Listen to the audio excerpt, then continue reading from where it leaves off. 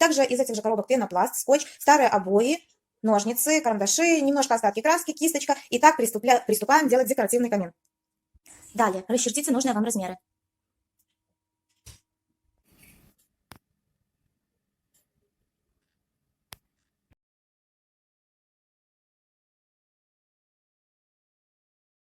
Склеили вот такую вот подножку, а из остальных остатков наделали вот таких вот кирпичиков. И начинаем постепенно обклеивать колонну. Вот как я делаю это со второй колонной, вот так вот кирпичиками из пенопласта.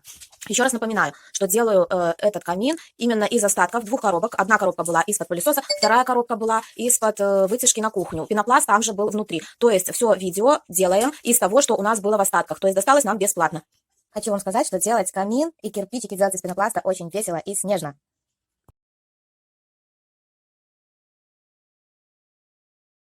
Такие колонны под камин.